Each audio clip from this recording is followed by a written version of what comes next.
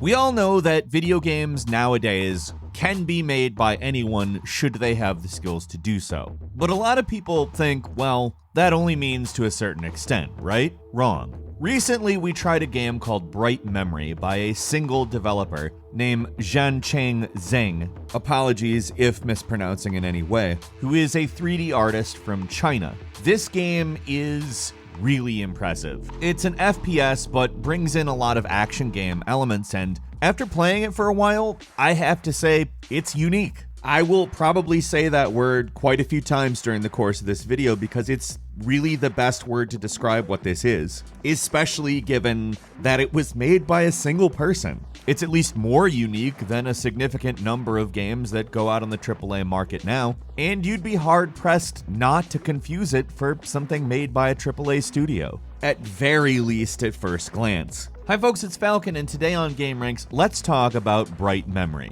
So if you can imagine a kind of Devil May Cry shooter, that's basically what you might call this. Although, if I were to try to explain the controls to you, it would sound overly complicated. However, I found it to be quite intuitive as I was learning it. It's typical WASD shooter stuff with the mouse and keyboard, adding in things like shift and other keys that trigger various defensive or offensive moves/weapons. The main character has a sword. You use that sword extensively, and it's kind of interesting. I like how it works. You press E to use it initially, and you can perform a couple of moves with it by rolling the mouse wheel up and down. There's also a kind of psychokinetic push. I've seen it referred to as a force push by a number of people in the reviews of the game, which by the way are extremely positive if you go in looking at them on Steam. And another fun feature is the light whip. Like, you can use it to traverse, you can use it to pull enemies your way,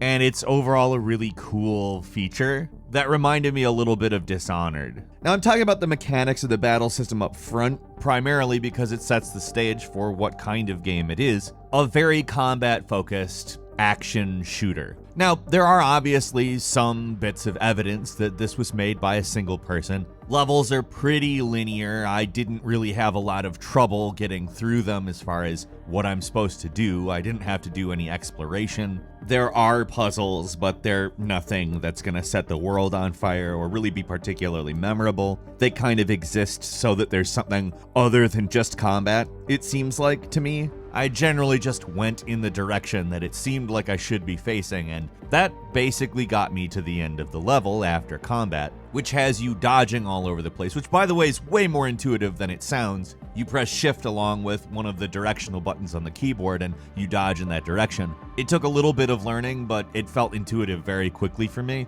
which is interesting on account it was made, again, by an artist. Zhang, the creator of the game, doesn't even actually know how to program. This game was made entirely using Unreal Engine's Blueprints system, which is a visual scripting system that instead of using all of the normal things you would associate programming with, programming/scripting languages, long, indecipherable lists of commands, texts, calls, stuff that a normal person doesn't understand. Instead, connecting nodes with various commands and instructions, from playable characters to HUD elements. If you go into the documentation on the Unreal Engine's website, it's really impressive. You can accomplish pretty much anything the Unreal Engine can do through the Blueprint system, and understanding that this is a game that was made entirely using this system makes it all the more, really kind of almost unbelievable. I called the game unique because I haven't really played anything exactly like it, and if you had told me it was made using visual scripting and modules that a 3D artist put together, I would probably react as if you were possibly lying to me. However, the artist in question made a tech demo, submitted it to Epic Games, who gave him an Unreal Developer Grant. Obviously, putting your money where your mouth is displays a degree of confidence, and seeing where this project is at this point should absolutely do just that. Now, generally, I'm not impressed really with the story or anything.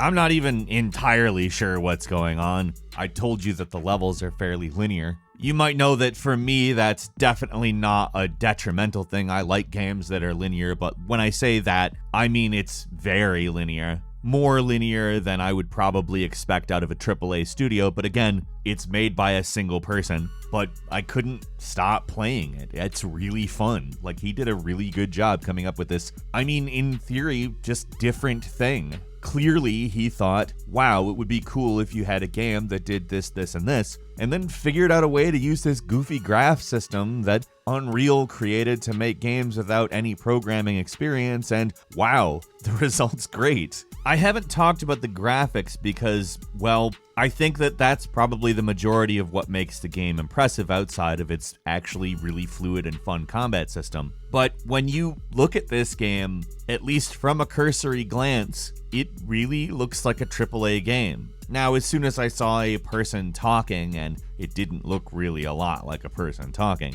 the lip sync is kind of silly, and sometimes other animations are a little bit stiff. However, keeping that out of your mind, everything is textured really well. We've got cool weather effects. We've got a great HUD. In all actuality, the presentation of this game feels top-notch. If EA put it out, you would only have some minor questions as to why EA didn't have enough money to do better hair, I guess. I don't know. Honestly, when you find out that a single person did this, like, any real problem you have with it becomes a weird nitpick. But between the rain and the environmental effects and all this, it's really impressive. And the developer spends time updating whenever there's new features added to the Unreal Engine. And that keeps the game looking better and better continuously.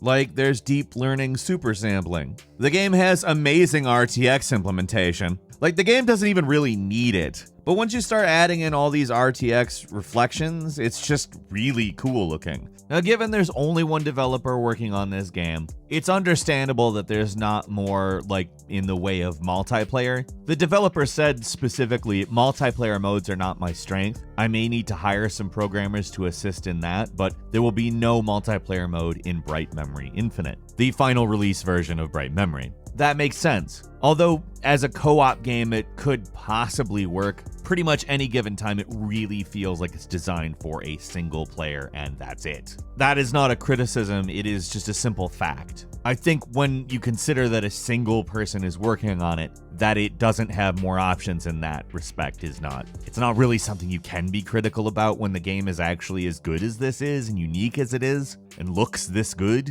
I mean, from the first moments, you're kind of like, wow, this isn't cheap. You're in a high-tech facility, you get transported to this weird mystical island with strange animals, sort of zombie people and guardians, and suddenly you're grappling between platforms and using powers on enemies that you're not really sure how to make sense of. Like, one of the first things you see is kind of a lion tiger, but definitely not a liger, more of like a monster-y type thing. But that's kind of just getting off track. What we have here is perhaps the best evidence that you don't need a massive team to make something cool. Yes, it's going to be of a different scale and type than a massive team project, but honestly, I kind of wish there were more linear games, which means maybe it would be nice if we saw more one-person games or small team games. Like, I'm excited to see the final product of this. I will buy it. I bought the early access because I was impressed.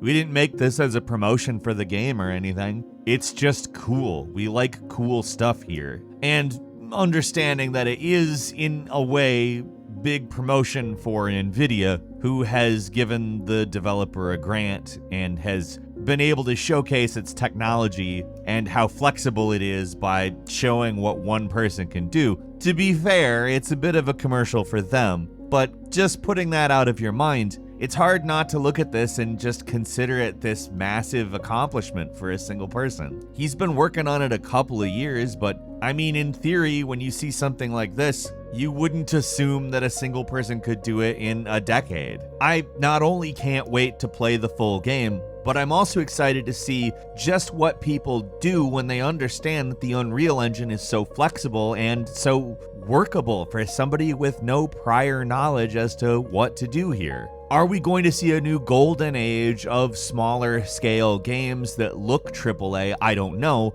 but that's my hope. I want that. But what do you think? Leave us a comment, let us know. If you're not subscribed, now's a great time to do so. We upload brand new videos every day of the week, and the best way to see them first is, of course, a subscription. So click subscribe, and do not forget to enable all notifications. As always, thank you very much for watching this video. I'm Falcon. You can follow me on Twitter, Falcon the Hero. We'll see you next time right here on gameranx.